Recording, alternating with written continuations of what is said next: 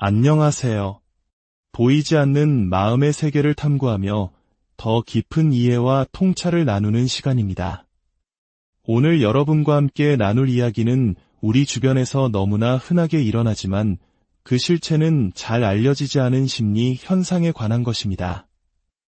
혹시 누군가와 갈등을 겪을 때 분명히 문제는 그 사람 하나인데 마치 그 사람의 모든 주변인들이 한꺼번에 나를 공격해오는 듯한 경험을 해보신 적이 있으신가요? 혹은 어떤 사람이 명백히 잘못된 행동을 하는데도 그 주변 사람들이 맹목적으로 그를 감싸고 변호하는 모습을 보며 답답함을 느끼신 적은 없으신가요? 오늘 우리가 이야기할 플라잉 몽키, 즉 날아다니는 원숭이는 바로 이러한 현상의 중심에 있는 존재들입니다. 오늘 우리가 나눌 이 지혜가 더 많은 분들에게 닿아 보이지 않는 심리적 학대로부터 자신을 지킬 힘을 얻을 수 있도록 잠시 시간을 내어 구독과 좋아요를 눌러주시면 감사하겠습니다. 여러분의 작은 움직임이 누군가에게는 큰 빛이 될 수 있습니다. 이 채널을 통해 전달되는 모든 긍정적인 에너지가 여러분의 삶에 가득하기를 기원합니다. 플라잉 몽키라는 용어는 고전 영화 오즈의 마법사에서 유래했습니다. 영화 속에서 서쪽의 사악한 마녀는 자신이 직접 손을 더럽히지 않고 날개 달린 원숭이들을 보내 주인공 도로시 일행을 괴롭히고 자신의 명령을 수행하게 합니다. 심리학에서는 이 모습에 빗대어 자기애성 성격장애, 즉 나르시시스트의 대리인 역할을 하며 그들의 심리적 학대를 돕는 사람들을 플라잉 몽키라고 부릅니다. 나르시시스트는 교묘한 조종과 통제를 통해 자신의 주변 사람들을 마치 자신의 분신처럼 이용합니다.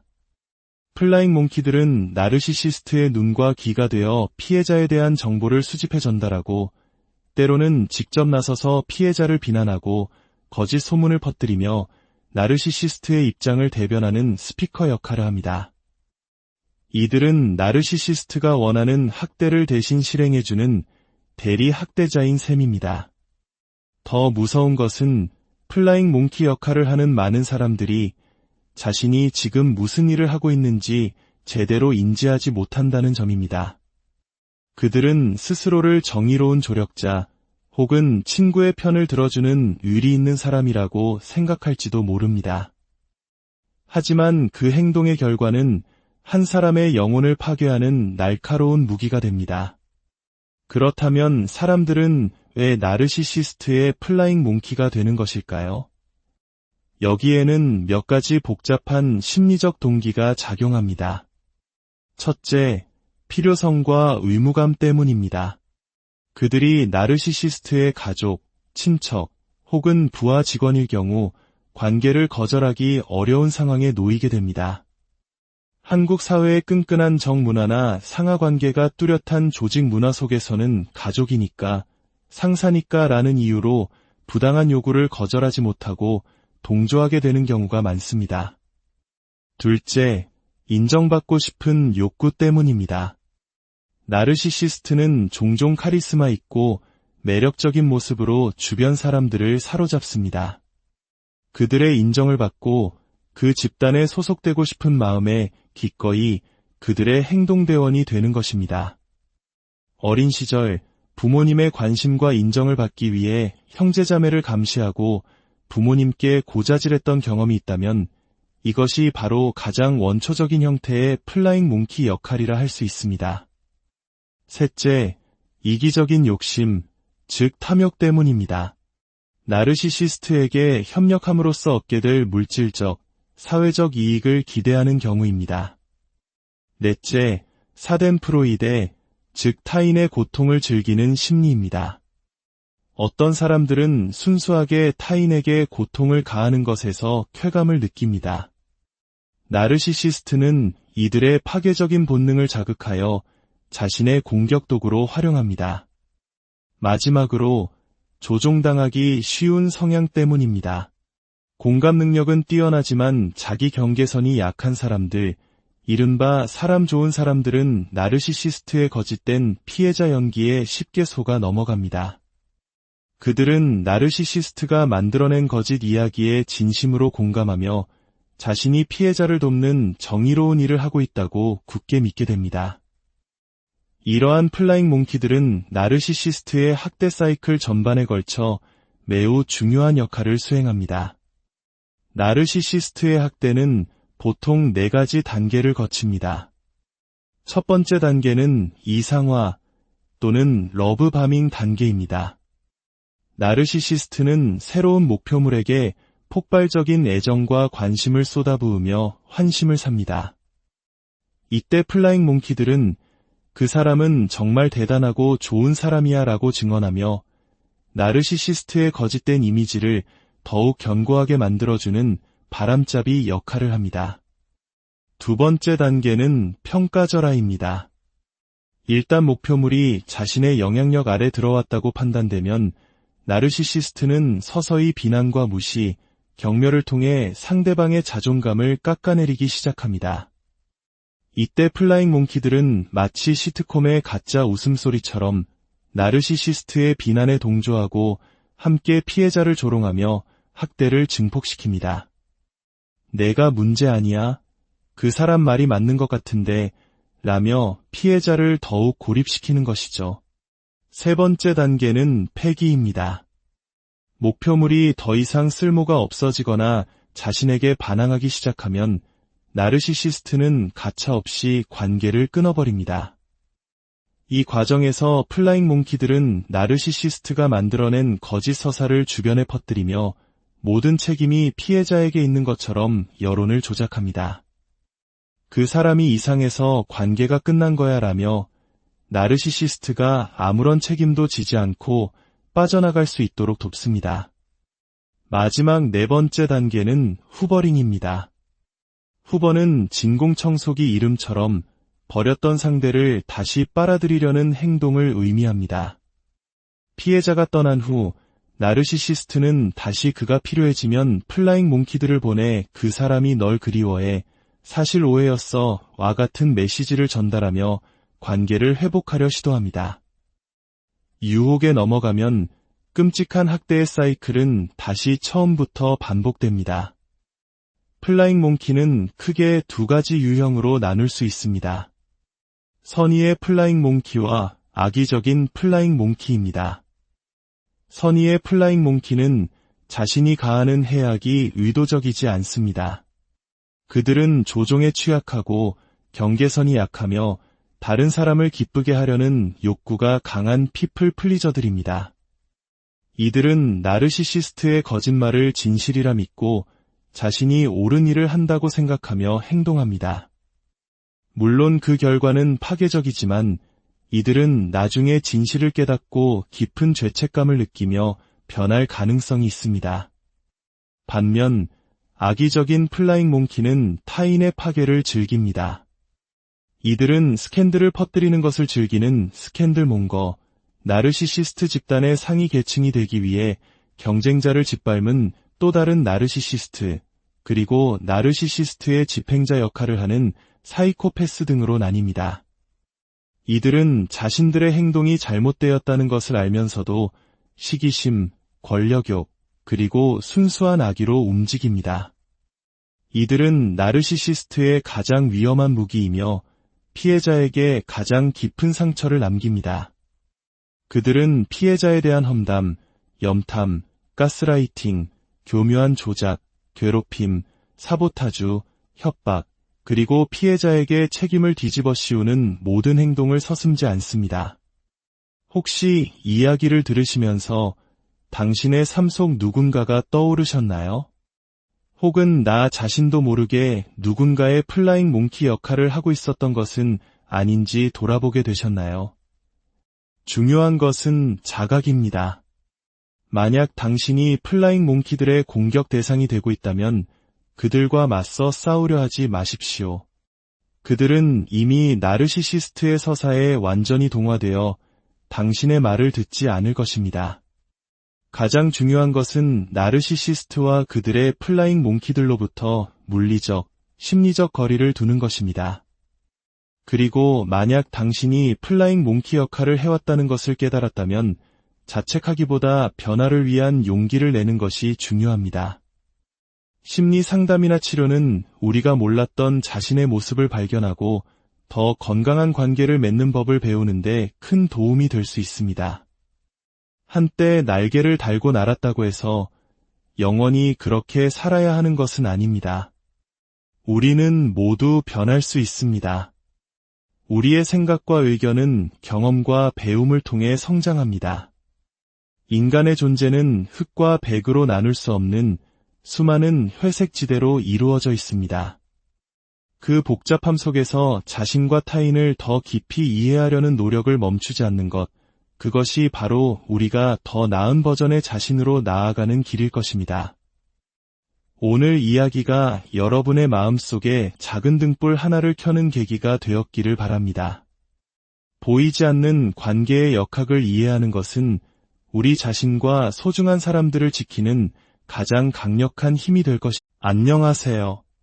보이지 않는 마음의 세계를 탐구하며 더 깊은 이해와 통찰을 나누는 시간입니다. 오늘 여러분과 함께 나눌 이야기는 우리 주변에서 너무나 흔하게 일어나지만 그 실체는 잘 알려지지 않은 심리 현상에 관한 것입니다. 혹시 누군가와 갈등을 겪을 때 분명히 문제는 그 사람 하나인데 마치 그 사람의 모든 주변인들이 한꺼번에 나를 공격해오는 듯한 경험을 해보신 적이 있으신가요?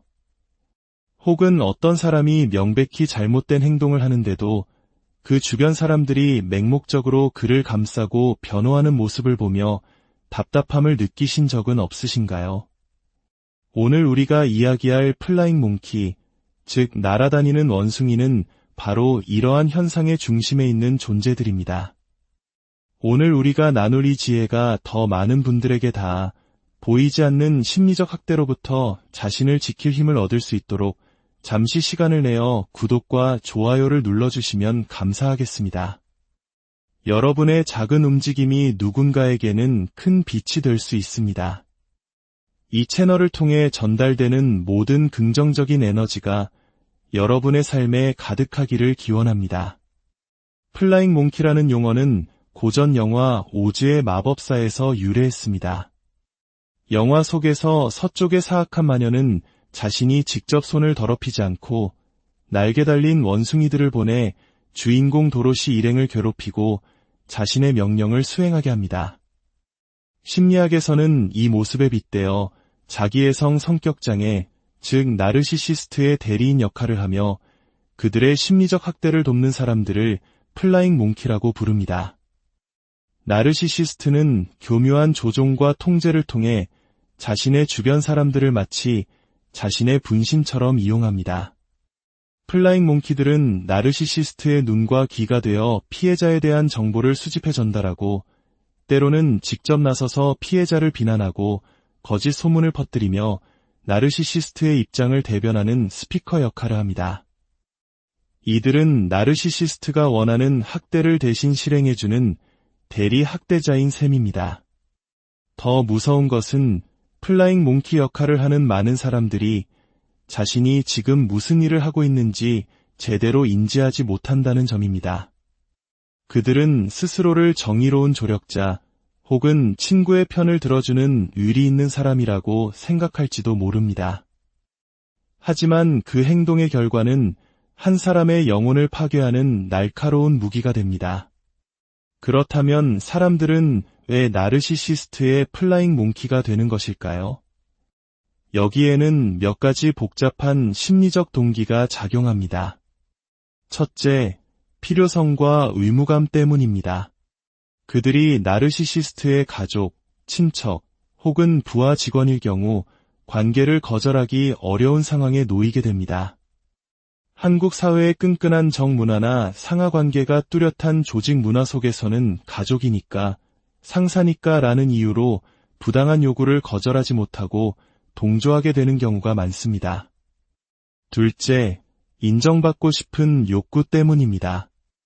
나르시시스트는 종종 카리스마 있고 매력적인 모습으로 주변 사람들을 사로잡습니다. 그들의 인정을 받고 그 집단에 소속되고 싶은 마음에 기꺼이 그들의 행동대원이 되는 것입니다. 어린 시절 부모님의 관심과 인정을 받기 위해 형제자매를 감시하고 부모님께 고자질했던 경험이 있다면 이것이 바로 가장 원초적인 형태의 플라잉 몽키 역할이라 할 수 있습니다. 셋째, 이기적인 욕심, 즉 탐욕 때문입니다. 나르시시스트에게 협력함으로써 얻게 될 물질적, 사회적 이익을 기대하는 경우입니다. 넷째, 사덴프로이데, 즉 타인의 고통을 즐기는 심리입니다. 어떤 사람들은 순수하게 타인에게 고통을 가하는 것에서 쾌감을 느낍니다. 나르시시스트는 이들의 파괴적인 본능을 자극하여 자신의 공격도구로 활용합니다. 마지막으로 조종당하기 쉬운 성향 때문입니다. 공감 능력은 뛰어나지만 자기 경계선이 약한 사람들, 이른바 사람 좋은 사람들은 나르시시스트의 거짓된 피해자 연기에 쉽게 속아 넘어갑니다. 그들은 나르시시스트가 만들어낸 거짓 이야기에 진심으로 공감하며 자신이 피해자를 돕는 정의로운 일을 하고 있다고 굳게 믿게 됩니다.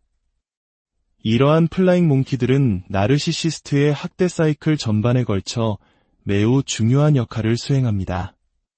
나르시시스트의 학대는 보통 4가지 단계를 거칩니다. 첫 번째 단계는 이상화 또는 러브바밍 단계입니다. 나르시시스트는 새로운 목표물에게 폭발적인 애정과 관심을 쏟아부으며 환심을 삽니다. 이때 플라잉 몽키들은 그 사람은 정말 대단하고 좋은 사람이야 라고 증언하며 나르시시스트의 거짓된 이미지를 더욱 견고하게 만들어주는 바람잡이 역할을 합니다. 두 번째 단계는 평가절하입니다. 일단 목표물이 자신의 영향력 아래 들어왔다고 판단되면 나르시시스트는 서서히 비난과 무시, 경멸을 통해 상대방의 자존감을 깎아내리기 시작합니다. 이때 플라잉 몽키들은 마치 시트콤의 가짜 웃음소리처럼 나르시시스트의 비난에 동조하고 함께 피해자를 조롱하며 학대를 증폭시킵니다. 내가 문제 아니야? 그 사람 말이 맞는 것 같은데 라며 피해자를 더욱 고립시키는 것이죠. 세 번째 단계는 폐기입니다. 목표물이 더 이상 쓸모가 없어지거나 자신에게 반항하기 시작하면 나르시시스트는 가차없이 관계를 끊어버립니다. 이 과정에서 플라잉 몽키들은 나르시시스트가 만들어낸 거짓 서사를 주변에 퍼뜨리며 모든 책임이 피해자에게 있는 것처럼 여론을 조작합니다. 그 사람이 이상해서 관계가 끝난 거야 라며 나르시시스트가 아무런 책임도 지지 않고 빠져나갈 수 있도록 돕습니다. 마지막 4번째 단계는 후버링입니다. 후버는 진공청소기 이름처럼 버렸던 상대를 다시 빨아들이려는 행동을 의미합니다. 피해자가 떠난 후 나르시시스트는 다시 그가 필요해지면 플라잉 몽키들을 보내 그 사람이 널 그리워해, 사실 오해였어 와 같은 메시지를 전달하며 관계를 회복하려 시도합니다. 유혹에 넘어가면 끔찍한 학대의 사이클은 다시 처음부터 반복됩니다. 플라잉 몽키는 크게 2가지 유형으로 나눌 수 있습니다. 선의의 플라잉 몽키와 악의적인 플라잉 몽키입니다. 선의의 플라잉 몽키는 자신이 가하는 해악이 의도적이지 않습니다. 그들은 조종에 취약하고 경계선이 약하며 다른 사람을 기쁘게 하려는 욕구가 강한 피플 플리저들입니다. 이들은 나르시시스트의 거짓말을 진실이라 믿고 자신이 옳은 일을 한다고 생각하며 행동합니다. 물론 그 결과는 파괴적이지만 이들은 나중에 진실을 깨닫고 깊은 죄책감을 느끼며 변할 가능성이 있습니다. 반면 악의적인 플라잉 몽키는 타인의 파괴를 즐깁니다. 이들은 스캔들을 퍼뜨리는 것을 즐기는 스캔들몽거, 나르시시스트 집단의 상위 계층이 되기 위해 경쟁자를 짓밟은 또 다른 나르시시스트, 그리고 나르시시스트의 집행자 역할을 하는 사이코패스 등으로 나뉩니다. 이들은 자신들의 행동이 잘못되었다는 것을 알면서도 시기심, 권력욕, 그리고 순수한 악의로 움직입니다. 이들은 나르시시스트의 가장 위험한 무기이며 피해자에게 가장 깊은 상처를 남깁니다. 그들은 피해자에 대한 험담, 염탐, 가스라이팅, 교묘한 조작, 괴롭힘, 사보타주, 협박, 그리고 피해자에게 책임을 뒤집어 씌우는 모든 행동을 서슴지 않습니다. 혹시 이야기를 들으시면서 당신의 삶 속 누군가가 떠오르셨나요? 혹은 나 자신도 모르게 누군가의 플라잉 몽키 역할을 하고 있었던 것은 아닌지 돌아보게 되셨나요? 중요한 것은 자각입니다. 만약 당신이 플라잉 몽키들의 공격 대상이 되고 있다면 그들과 맞서 싸우려 하지 마십시오. 그들은 이미 나르시시스트의 서사에 완전히 동화되어 당신의 말을 듣지 않을 것입니다. 가장 중요한 것은 나르시시스트와 그들의 플라잉 몽키들로부터 물리적, 심리적 거리를 두는 것입니다. 그리고 만약 당신이 플라잉 몽키 역할을 해왔다는 것을 깨달았다면 자책하기보다 변화를 위한 용기를 내는 것이 중요합니다. 심리 상담이나 치료는 우리가 몰랐던 자신의 모습을 발견하고 더 건강한 관계를 맺는 법을 배우는데 큰 도움이 될 수 있습니다. 한때 날개를 달고 날았다고 해서 영원히 그렇게 살아야 하는 것은 아닙니다. 우리는 모두 변할 수 있습니다. 우리의 생각과 의견은 경험과 배움을 통해 성장합니다. 인간의 존재는 흙과 백으로 나눌 수 없는 수많은 회색 지대로 이루어져 있습니다. 그 복잡함 속에서 자신과 타인을 더 깊이 이해하려는 노력을 멈추지 않는 것, 그것이 바로 우리가 더 나은 버전의 자신으로 나아가는 길일 것입니다. 오늘 이야기가 여러분의 마음속에 작은 등불 하나를 켜는 계기가 되었기를 바랍니다. 보이지 않는 관계의 역학을 이해하는 것은 우리 자신과 소중한 사람들을 지키는 가장 강력한 힘이 될 것입니다. 안녕하세요. 보이지 않는 마음의 세계를 탐구하며 더 깊은 이해와 통찰을 나누는 시간입니다. 오늘 여러분과 함께 나눌 이야기는 우리 주변에서 너무나 흔하게 일어나지만 그 실체는 잘 알려지지 않은 심리 현상에 관한 것입니다. 혹시 누군가와 갈등을 겪을 때 분명히 문제는 그 사람 하나인데 마치 그 사람의 모든 주변인들이 한꺼번에 나를 공격해오는 듯한 경험을 해보신 적이 있으신가요? 혹은 어떤 사람이 명백히 잘못된 행동을 하는데도 그 주변 사람들이 맹목적으로 그를 감싸고 변호하는 모습을 보며 답답함을 느끼신 적은 없으신가요? 오늘 우리가 이야기할 플라잉 몽키, 즉 날아다니는 원숭이는 바로 이러한 현상의 중심에 있는 존재들입니다. 오늘 우리가 나눌 이 지혜가 더 많은 분들에게 닿아 보이지 않는 심리적 학대로부터 자신을 지킬 힘을 얻을 수 있도록 잠시 시간을 내어 구독과 좋아요를 눌러주시면 감사하겠습니다. 여러분의 작은 움직임이 누군가에게는 큰 빛이 될 수 있습니다. 이 채널을 통해 전달되는 모든 긍정적인 에너지가 여러분의 삶에 가득하기를 기원합니다. 플라잉 몽키라는 용어는 고전 영화 오즈의 마법사에서 유래했습니다. 영화 속에서 서쪽의 사악한 마녀는 자신이 직접 손을 더럽히지 않고 날개 달린 원숭이들을 보내 주인공 도로시 일행을 괴롭히고 자신의 명령을 수행하게 합니다. 심리학에서는 이 모습에 빗대어 자기애성 성격장애, 즉 나르시시스트의 대리인 역할을 하며 그들의 심리적 학대를 돕는 사람들을 플라잉 몽키라고 부릅니다. 나르시시스트는 교묘한 조종과 통제를 통해 자신의 주변 사람들을 마치 자신의 분신처럼 이용합니다. 플라잉 몽키들은 나르시시스트의 눈과 귀가 되어 피해자에 대한 정보를 수집해 전달하고 때로는 직접 나서서 피해자를 비난하고 거짓 소문을 퍼뜨리며 나르시시스트의 입장을 대변하는 스피커 역할을 합니다. 이들은 나르시시스트가 원하는 학대를 대신 실행해주는 대리 학대자인 셈입니다. 더 무서운 것은 플라잉 몽키 역할을 하는 많은 사람들이 자신이 지금 무슨 일을 하고 있는지 제대로 인지하지 못한다는 점입니다. 그들은 스스로를 정의로운 조력자 혹은 친구의 편을 들어주는 의리 있는 사람이라고 생각할지도 모릅니다. 하지만 그 행동의 결과는 한 사람의 영혼을 파괴하는 날카로운 무기가 됩니다. 그렇다면 사람들은 왜 나르시시스트의 플라잉 몽키가 되는 것일까요? 여기에는 몇 가지 복잡한 심리적 동기가 작용합니다. 첫째, 필요성과 의무감 때문입니다. 그들이 나르시시스트의 가족, 친척, 혹은 부하 직원일 경우 관계를 거절하기 어려운 상황에 놓이게 됩니다. 한국 사회의 끈끈한 정문화나 상하관계가 뚜렷한 조직 문화 속에서는 가족이니까, 상사니까 라는 이유로 부당한 요구를 거절하지 못하고 동조하게 되는 경우가 많습니다. 둘째, 인정받고 싶은 욕구 때문입니다. 나르시시스트는 종종 카리스마 있고 매력적인 모습으로 주변 사람들을 사로잡습니다.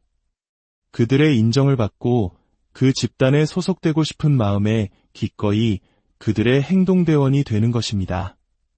어린 시절 부모님의 관심과 인정을 받기 위해 형제자매를 감시하고 부모님께 고자질했던 경험이 있다면 이것이 바로 가장 원초적인 형태의 플라잉 몽키 역할이라 할 수 있습니다. 셋째, 이기적인 욕심, 즉 탐욕 때문입니다. 나르시시스트에게 협력함으로써 얻게 될 물질적, 사회적 이익을 기대하는 경우입니다. 넷째, 사덴프로이데, 즉 타인의 고통을 즐기는 심리입니다. 어떤 사람들은 순수하게 타인에게 고통을 가하는 것에서 쾌감을 느낍니다. 나르시시스트는 이들의 파괴적인 본능을 자극하여 자신의 공격 도구로 활용합니다. 마지막으로 조종당하기 쉬운 성향 때문입니다. 공감 능력은 뛰어나지만 자기 경계선이 약한 사람들, 이른바 사람 좋은 사람들은 나르시시스트의 거짓된 피해자 연기에 쉽게 속아 넘어갑니다. 그들은 나르시시스트가 만들어낸 거짓 이야기에 진심으로 공감하며 자신이 피해자를 돕는 정의로운 일을 하고 있다고 굳게 믿게 됩니다. 이러한 플라잉 몽키들은 나르시시스트의 학대 사이클 전반에 걸쳐 매우 중요한 역할을 수행합니다. 나르시시스트의 학대는 보통 4가지 단계를 거칩니다.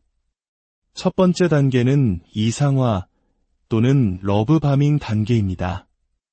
나르시시스트는 새로운 목표물에게 폭발적인 애정과 관심을 쏟아부으며 환심을 삽니다.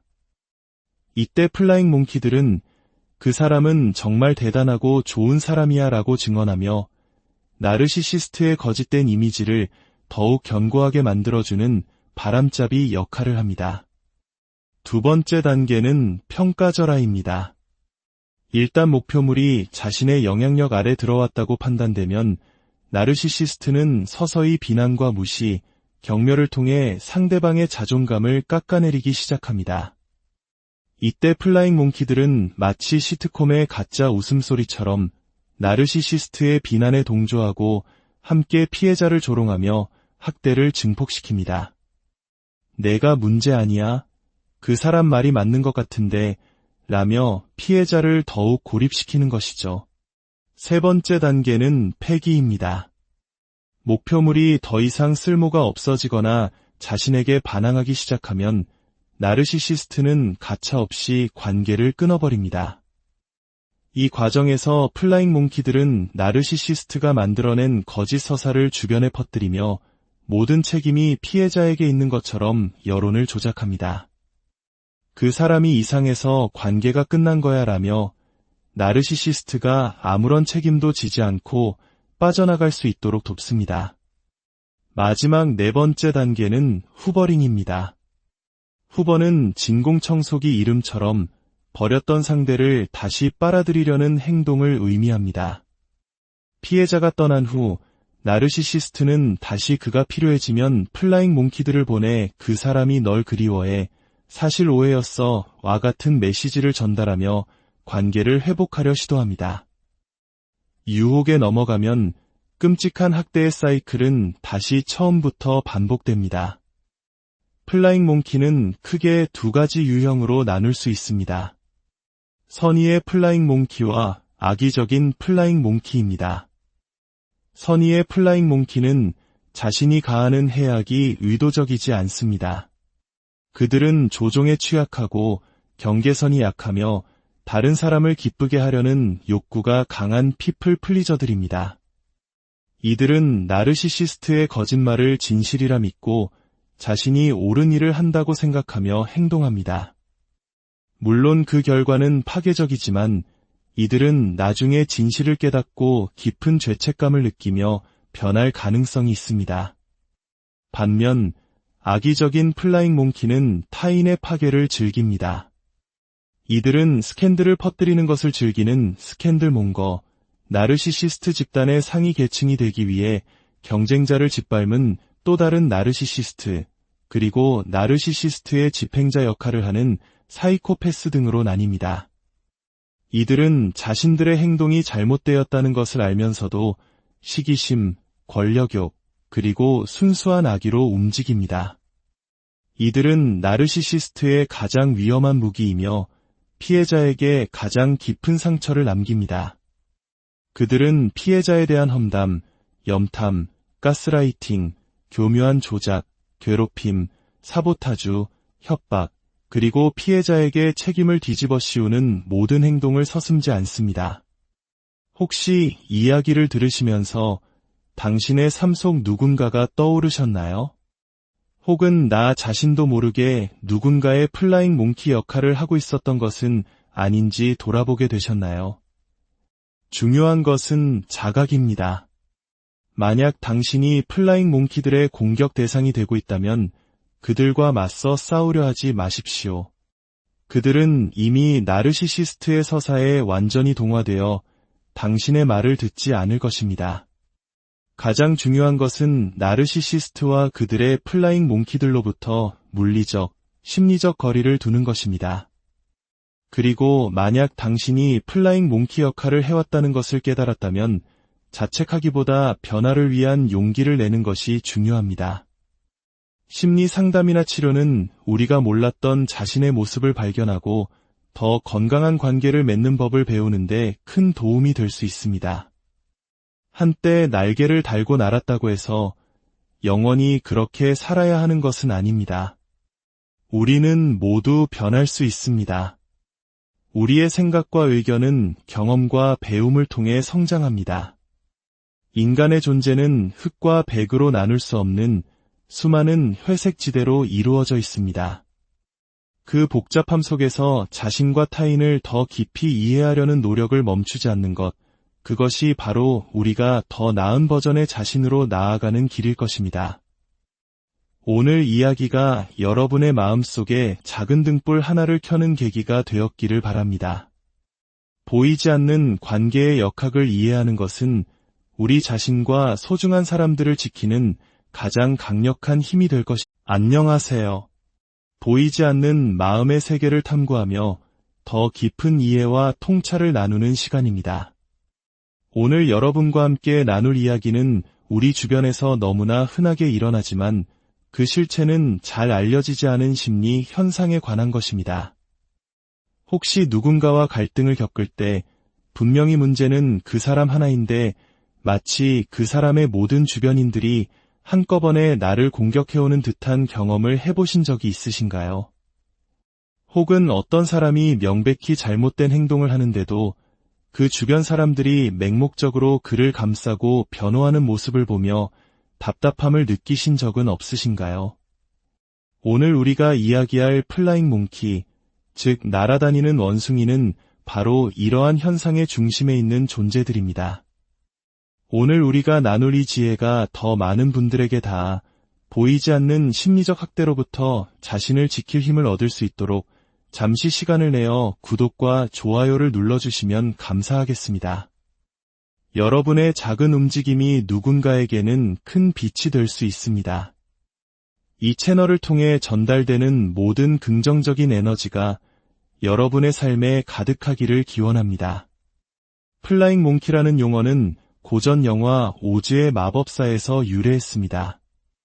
영화 속에서 서쪽의 사악한 마녀는 자신이 직접 손을 더럽히지 않고 날개 달린 원숭이들을 보내 주인공 도로시 일행을 괴롭히고 자신의 명령을 수행하게 합니다. 심리학에서는 이 모습에 빗대어 자기애성 성격장애, 즉 나르시시스트의 대리인 역할을 하며 그들의 심리적 학대를 돕는 사람들을 플라잉 몽키라고 부릅니다.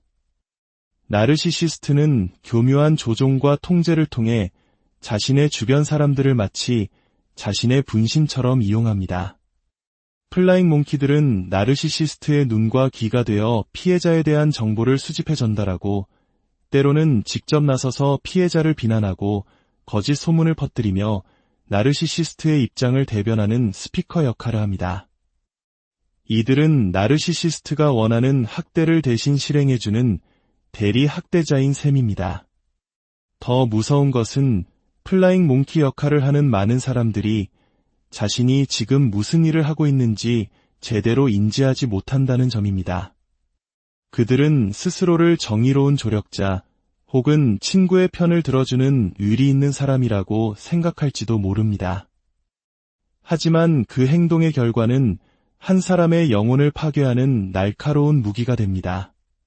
그렇다면 사람들은 왜 나르시시스트의 플라잉 몽키가 되는 것일까요? 여기에는 몇 가지 복잡한 심리적 동기가 작용합니다. 첫째, 필요성과 의무감 때문입니다. 그들이 나르시시스트의 가족, 친척 혹은 부하 직원일 경우 관계를 거절하기 어려운 상황에 놓이게 됩니다. 한국 사회의 끈끈한 정문화나 상하관계가 뚜렷한 조직 문화 속에서는 가족이니까, 상사니까 라는 이유로 부당한 요구를 거절하지 못하고 동조하게 되는 경우가 많습니다. 둘째, 인정받고 싶은 욕구 때문입니다. 나르시시스트는 종종 카리스마 있고 매력적인 모습으로 주변 사람들을 사로잡습니다. 그들의 인정을 받고 그 집단에 소속되고 싶은 마음에 기꺼이 그들의 행동대원이 되는 것입니다.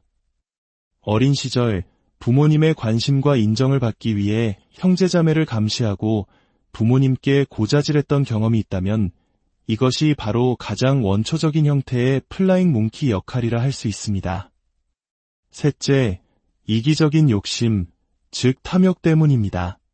나르시시스트에게 협력함으로써 얻게 될 물질적, 사회적 이익을 기대하는 경우입니다.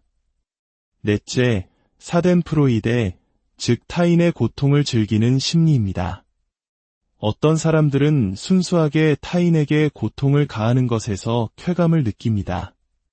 나르시시스트는 이들의 파괴적인 본능을 자극하여 자신의 공격 도구로 활용합니다. 마지막으로 조종당하기 쉬운 성향 때문입니다. 공감 능력은 뛰어나지만 자기 경계선이 약한 사람들, 이른바 사람 좋은 사람들은 나르시시스트의 거짓된 피해자 연기에 쉽게 속아 넘어갑니다. 그들은 나르시시스트가 만들어낸 거짓 이야기에 진심으로 공감하며 자신이 피해자를 돕는 정의로운 일을 하고 있다고 굳게 믿게 됩니다. 이러한 플라잉 몽키들은 나르시시스트의 학대 사이클 전반에 걸쳐 매우 중요한 역할을 수행합니다. 나르시시스트의 학대는 보통 4가지 단계를 거칩니다. 첫 번째 단계는 이상화 또는 러브바밍 단계입니다. 나르시시스트는 새로운 목표물에게 폭발적인 애정과 관심을 쏟아부으며 환심을 삽니다. 이때 플라잉 몽키들은 그 사람은 정말 대단하고 좋은 사람이야 라고 증언하며 나르시시스트의 거짓된 이미지를 더욱 견고하게 만들어주는 바람잡이 역할을 합니다. 두 번째 단계는 평가절하입니다. 일단 목표물이 자신의 영향력 아래 들어왔다고 판단되면 나르시시스트는 서서히 비난과 무시, 경멸을 통해 상대방의 자존감을 깎아내리기 시작합니다. 이때 플라잉 몽키들은 마치 시트콤의 가짜 웃음소리처럼 나르시시스트의 비난에 동조하고 함께 피해자를 조롱하며 학대를 증폭시킵니다. 내가 문제 아니야? 그 사람 말이 맞는 것 같은데 라며 피해자를 더욱 고립시키는 것이죠. 세 번째 단계는 폐기입니다. 목표물이 더 이상 쓸모가 없어지거나 자신에게 반항하기 시작하면 나르시시스트는 가차없이 관계를 끊어버립니다. 이 과정에서 플라잉 몽키들은 나르시시스트가 만들어낸 거짓 서사를 주변에 퍼뜨리며 모든 책임이 피해자에게 있는 것처럼 여론을 조작합니다. 그 사람이 이상해서 관계가 끝난 거야 라며 나르시시스트가 아무런 책임도 지지 않고 빠져나갈 수 있도록 돕습니다. 마지막 네 번째 단계는 후버링입니다. 후버는 진공청소기 이름처럼 버렸던 상대를 다시 빨아들이려는 행동을 의미합니다. 피해자가 떠난 후 나르시시스트는 다시 그가 필요해지면 플라잉 몽키들을 보내 그 사람이 널 그리워해, 사실 오해였어 와 같은 메시지를 전달하며 관계를 회복하려 시도합니다. 유혹에 넘어가면 끔찍한 학대의 사이클은 다시 처음부터 반복됩니다. 플라잉 몽키는 크게 두 가지 유형으로 나눌 수 있습니다. 선의의 플라잉 몽키와 악의적인 플라잉 몽키입니다. 선의의 플라잉 몽키는 자신이 가하는 해악이 의도적이지 않습니다. 그들은 조종에 취약하고 경계선이 약하며 다른 사람을 기쁘게 하려는 욕구가 강한 피플 플리저들입니다. 이들은 나르시시스트의 거짓말을 진실이라 믿고 자신이 옳은 일을 한다고 생각하며 행동합니다. 물론 그 결과는 파괴적이지만 이들은 나중에 진실을 깨닫고 깊은 죄책감을 느끼며 변할 가능성이 있습니다. 반면 악의적인 플라잉 몽키는 타인의 파괴를 즐깁니다. 이들은 스캔들을 퍼뜨리는 것을 즐기는 스캔들 몽거, 나르시시스트 집단의 상위 계층이 되기 위해 경쟁자를 짓밟은 또 다른 나르시시스트, 그리고 나르시시스트의 집행자 역할을 하는 사이코패스 등으로 나뉩니다. 이들은 자신들의 행동이 잘못되었다는 것을 알면서도 시기심, 권력욕, 그리고 순수한 악의로 움직입니다. 이들은 나르시시스트의 가장 위험한 무기이며 피해자에게 가장 깊은 상처를 남깁니다. 그들은 피해자에 대한 험담, 염탐, 가스라이팅, 교묘한 조작, 괴롭힘, 사보타주, 협박, 그리고 피해자에게 책임을 뒤집어 씌우는 모든 행동을 서슴지 않습니다. 혹시 이 이야기를 들으시면서 당신의 삶 속 누군가가 떠오르셨나요? 혹은 나 자신도 모르게 누군가의 플라잉 몽키 역할을 하고 있었던 것은 아닌지 돌아보게 되셨나요? 중요한 것은 자각입니다. 만약 당신이 플라잉 몽키들의 공격 대상이 되고 있다면 그들과 맞서 싸우려 하지 마십시오.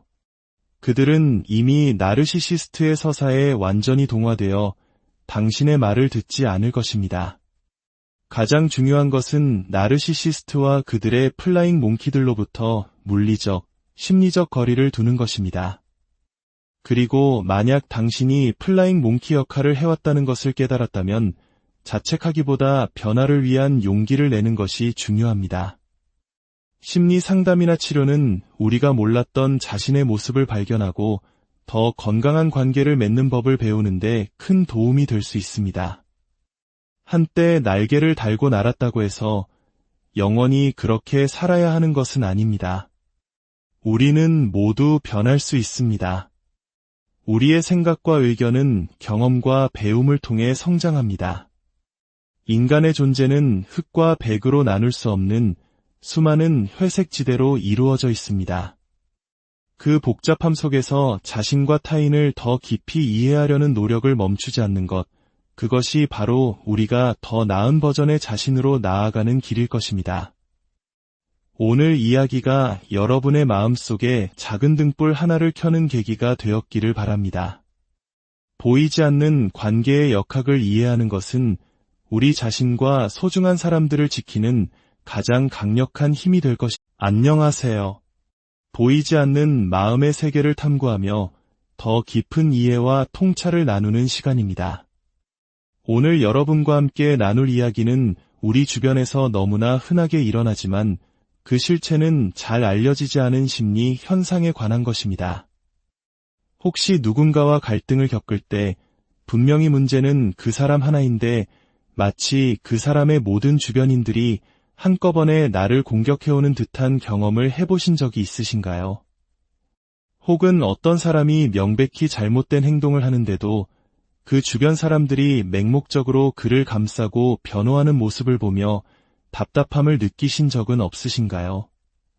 오늘 우리가 이야기할 플라잉 몽키, 즉 날아다니는 원숭이는 바로 이러한 현상의 중심에 있는 존재들입니다.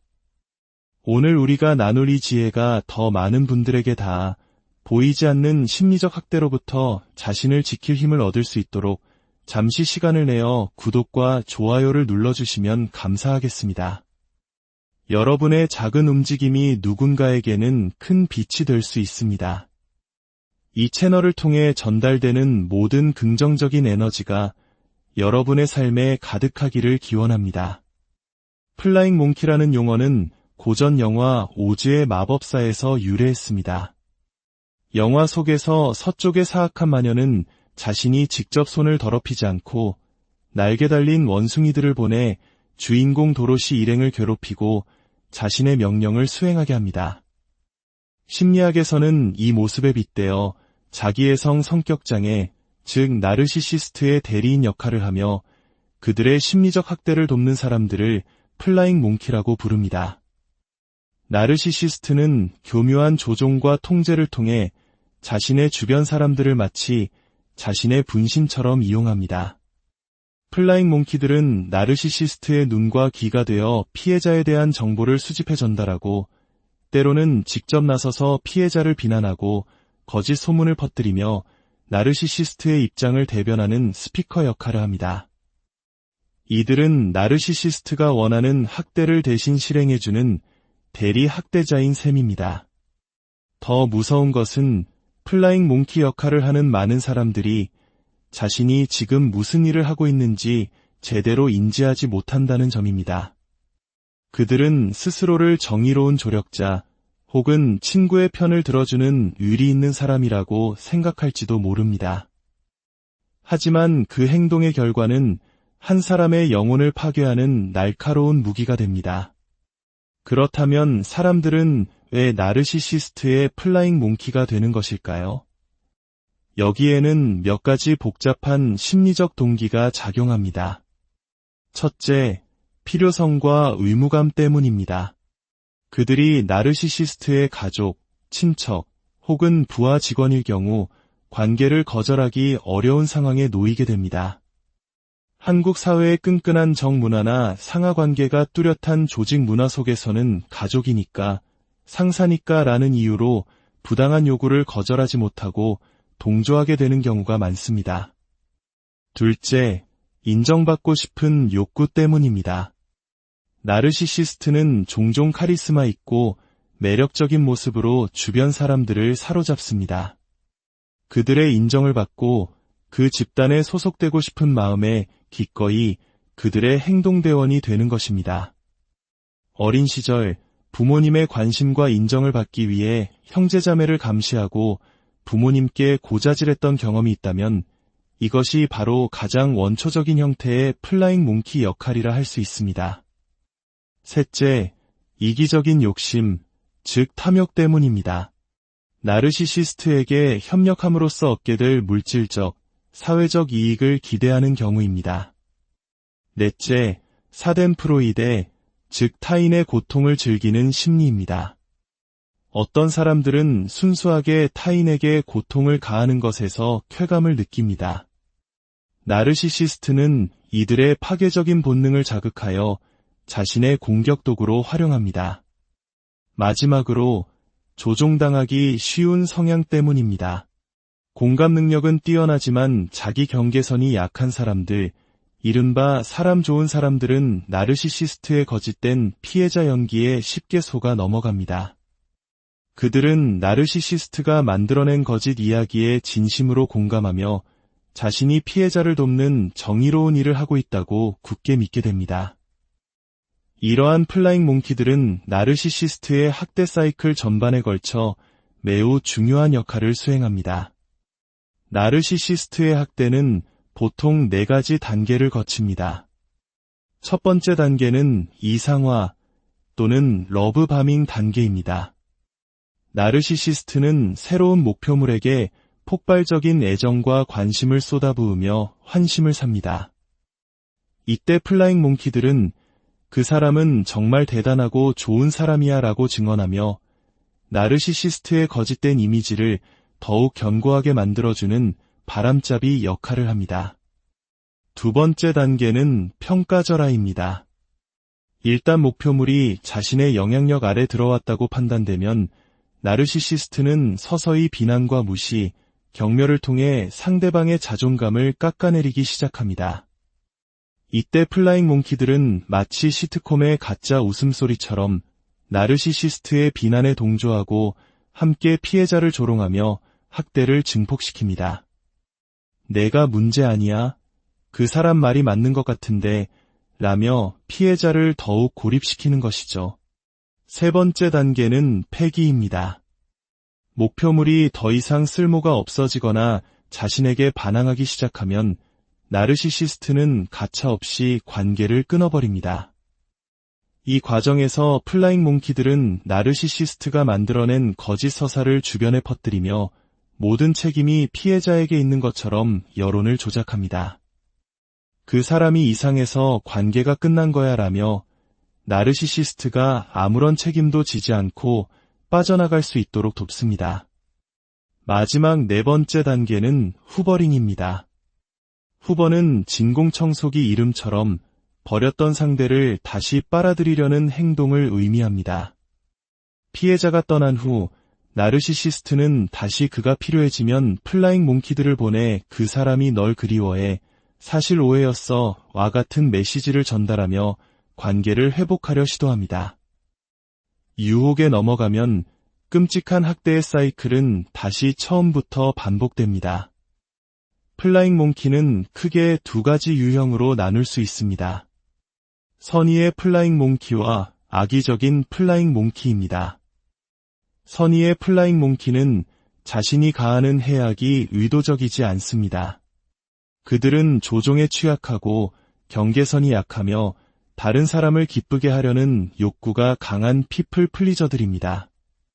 이들은 나르시시스트의 거짓말을 진실이라 믿고 자신이 옳은 일을 한다고 생각하며 행동합니다. 물론 그 결과는 파괴적이지만 이들은 나중에 진실을 깨닫고 깊은 죄책감을 느끼며 변할 가능성이 있습니다. 반면 악의적인 플라잉 몽키는 타인의 파괴를 즐깁니다. 이들은 스캔들을 퍼뜨리는 것을 즐기는 스캔들몽거, 나르시시스트 집단의 상위 계층이 되기 위해 경쟁자를 짓밟은 또 다른 나르시시스트, 그리고 나르시시스트의 집행자 역할을 하는 사이코패스 등으로 나뉩니다. 이들은 자신들의 행동이 잘못되었다는 것을 알면서도 시기심, 권력욕, 그리고 순수한 악의로 움직입니다. 이들은 나르시시스트의 가장 위험한 무기이며 피해자에게 가장 깊은 상처를 남깁니다. 그들은 피해자에 대한 험담, 염탐, 가스라이팅, 교묘한 조작, 괴롭힘, 사보타주, 협박, 그리고 피해자에게 책임을 뒤집어 씌우는 모든 행동을 서슴지 않습니다. 혹시 이 이야기를 들으시면서 당신의 삶 속 누군가가 떠오르셨나요? 혹은 나 자신도 모르게 누군가의 플라잉 몽키 역할을 하고 있었던 것은 아닌지 돌아보게 되셨나요? 중요한 것은 자각입니다. 만약 당신이 플라잉 몽키들의 공격 대상이 되고 있다면 그들과 맞서 싸우려 하지 마십시오. 그들은 이미 나르시시스트의 서사에 완전히 동화되어 당신의 말을 듣지 않을 것입니다. 가장 중요한 것은 나르시시스트와 그들의 플라잉 몽키들로부터 물리적, 심리적 거리를 두는 것입니다. 그리고 만약 당신이 플라잉 몽키 역할을 해왔다는 것을 깨달았다면 자책하기보다 변화를 위한 용기를 내는 것이 중요합니다. 심리 상담이나 치료는 우리가 몰랐던 자신의 모습을 발견하고 더 건강한 관계를 맺는 법을 배우는데 큰 도움이 될 수 있습니다. 한때 날개를 달고 날았다고 해서 영원히 그렇게 살아야 하는 것은 아닙니다. 우리는 모두 변할 수 있습니다. 우리의 생각과 의견은 경험과 배움을 통해 성장합니다. 인간의 존재는 흙과 백으로 나눌 수 없는 수많은 회색 지대로 이루어져 있습니다. 그 복잡함 속에서 자신과 타인을 더 깊이 이해하려는 노력을 멈추지 않는 것, 그것이 바로 우리가 더 나은 버전의 자신으로 나아가는 길일 것입니다. 오늘 이야기가 여러분의 마음속에 작은 등불 하나를 켜는 계기가 되었기를 바랍니다. 보이지 않는 관계의 역학을 이해하는 것은 우리 자신과 소중한 사람들을 지키는 가장 강력한 힘이 될 것입니다. 안녕하세요. 보이지 않는 마음의 세계를 탐구하며 더 깊은 이해와 통찰을 나누는 시간입니다. 오늘 여러분과 함께 나눌 이야기는 우리 주변에서 너무나 흔하게 일어나지만 그 실체는 잘 알려지지 않은 심리 현상에 관한 것입니다. 혹시 누군가와 갈등을 겪을 때 분명히 문제는 그 사람 하나인데 마치 그 사람의 모든 주변인들이 한꺼번에 나를 공격해오는 듯한 경험을 해보신 적이 있으신가요? 혹은 어떤 사람이 명백히 잘못된 행동을 하는데도 그 주변 사람들이 맹목적으로 그를 감싸고 변호하는 모습을 보며 답답함을 느끼신 적은 없으신가요? 오늘 우리가 이야기할 플라잉 몽키, 즉 날아다니는 원숭이는 바로 이러한 현상의 중심에 있는 존재들입니다. 오늘 우리가 나눌 이 지혜가 더 많은 분들에게 닿아 보이지 않는 심리적 학대로부터 자신을 지킬 힘을 얻을 수 있도록 잠시 시간을 내어 구독과 좋아요를 눌러주시면 감사하겠습니다. 여러분의 작은 움직임이 누군가에게는 큰 빛이 될 수 있습니다. 이 채널을 통해 전달되는 모든 긍정적인 에너지가 여러분의 삶에 가득하기를 기원합니다. 플라잉 몽키라는 용어는 고전 영화 오즈의 마법사에서 유래했습니다. 영화 속에서 서쪽의 사악한 마녀는 자신이 직접 손을 더럽히지 않고 날개 달린 원숭이들을 보내 주인공 도로시 일행을 괴롭히고 자신의 명령을 수행하게 합니다. 심리학에서는 이 모습에 빗대어 자기의 성격장애, 즉 나르시시스트의 대리인 역할을 하며 그들의 심리적 학대를 돕는 사람들을 플라잉 몽키라고 부릅니다. 나르시시스트는 교묘한 조종과 통제를 통해 자신의 주변 사람들을 마치 자신의 분신처럼 이용합니다. 플라잉 몽키들은 나르시시스트의 눈과 귀가 되어 피해자에 대한 정보를 수집해 전달하고 때로는 직접 나서서 피해자를 비난하고 거짓 소문을 퍼뜨리며 나르시시스트의 입장을 대변하는 스피커 역할을 합니다. 이들은 나르시시스트가 원하는 학대를 대신 실행해주는 대리 학대자인 셈입니다. 더 무서운 것은 플라잉 몽키 역할을 하는 많은 사람들이 자신이 지금 무슨 일을 하고 있는지 제대로 인지하지 못한다는 점입니다. 그들은 스스로를 정의로운 조력자 혹은 친구의 편을 들어주는 의리 있는 사람이라고 생각할지도 모릅니다. 하지만 그 행동의 결과는 한 사람의 영혼을 파괴하는 날카로운 무기가 됩니다. 그렇다면 사람들은 왜 나르시시스트의 플라잉 몽키가 되는 것일까요? 여기에는 몇 가지 복잡한 심리적 동기가 작용합니다. 첫째, 필요성과 의무감 때문입니다. 그들이 나르시시스트의 가족, 친척 혹은 부하 직원일 경우 관계를 거절하기 어려운 상황에 놓이게 됩니다. 한국 사회의 끈끈한 정문화나 상하관계가 뚜렷한 조직 문화 속에서는 가족이니까, 상사니까 라는 이유로 부당한 요구를 거절하지 못하고 동조하게 되는 경우가 많습니다. 둘째, 인정받고 싶은 욕구 때문입니다. 나르시시스트는 종종 카리스마 있고 매력적인 모습으로 주변 사람들을 사로잡습니다. 그들의 인정을 받고 그 집단에 소속되고 싶은 마음에 기꺼이 그들의 행동대원이 되는 것입니다. 어린 시절 부모님의 관심과 인정을 받기 위해 형제자매를 감시하고 부모님께 고자질했던 경험이 있다면 이것이 바로 가장 원초적인 형태의 플라잉 몽키 역할이라 할 수 있습니다. 셋째, 이기적인 욕심, 즉 탐욕 때문입니다. 나르시시스트에게 협력함으로써 얻게 될 물질적, 사회적 이익을 기대하는 경우입니다. 넷째, 사덴프로이데, 즉 타인의 고통을 즐기는 심리입니다. 어떤 사람들은 순수하게 타인에게 고통을 가하는 것에서 쾌감을 느낍니다. 나르시시스트는 이들의 파괴적인 본능을 자극하여 자신의 공격 도구로 활용합니다.